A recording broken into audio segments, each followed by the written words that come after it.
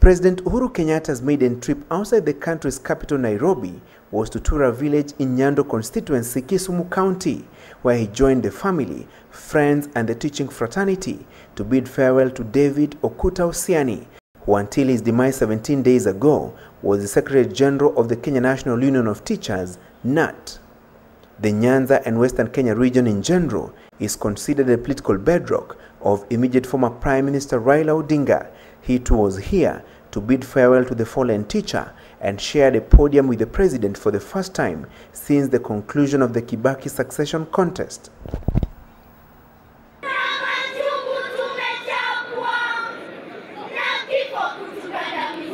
Other than eulogizing the NAT Secretary General, Kenyatta and Odinga sought to cool the political temperatures triggered by their rivalry in the run-up to the March 4th presidential contest. I look forward to working with all leaders, including my older brother Raila, who is my older brother, by the way, to ensure that we unite this country, to ensure that we deliver on our promises, to ensure that we uplift the lives of our people. I've seen people having difficulties addressing me. Adio, retired, former. I am available. I'm available, I'm just moved on. So don't have difficulties addressing me. I am Raila Amolo Odinga.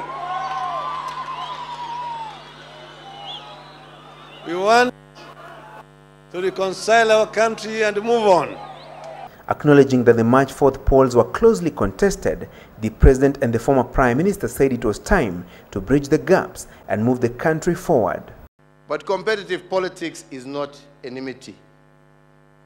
Once the politics are over, we are all brothers and sisters of the same nation called Kenya, and we need to come together, work together,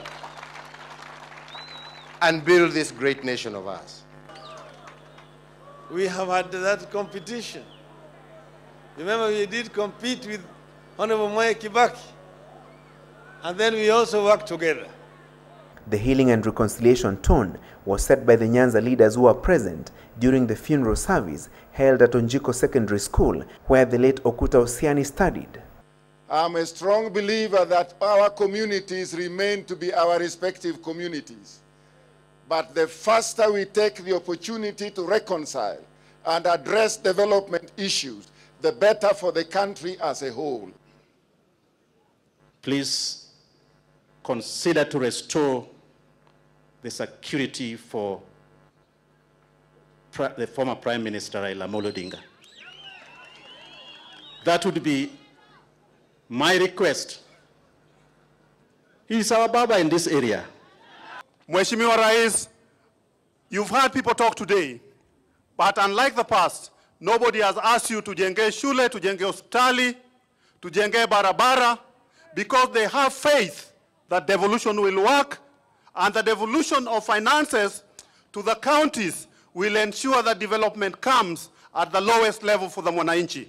Though he is yet to unveil his cabinet lineup, Kenyatta assured Kenyans that he will craft a team that will reflect the face of the nation and will not lock out any region whether it voted for him or not. Na mimi nataka niwahakikishie nyote ya kwamba serikali sio serikali ya sehemu hii au ya watu wale. Serikali ni ya taifa la Kenya na ya wananchi milioni 40 ambao wanaishi katika taifa letu la Kenya. The teaching fraternity challenged the president and his government to honor the late Okuta Osiani by fulfilling its pledge on education as outlined in the Jubilee Manifesto. The manifesto of the Jubilee Coalition is to devote 32% of the GDP to education. Once that is done, you will never hear of strikes in this country because we shall be paid very well. You will never hear of shortage of teachers. Brother Okuta believed in quality public education, education for the poor. The late Okuta Osiani leaves behind 2 widows and 8 children. The send-off ceremony for a man eulogized as the champion of teachers' rights has been overshadowed, and rightly so, by calls for national unity and reconciliation among the competing forces in the just concluded presidential election, with the two main contestants urging Kenyans to move on and focus on matters of development and put politics aside. Francis Gashuri, Citizen Weekend, Nyando, Kisumu County.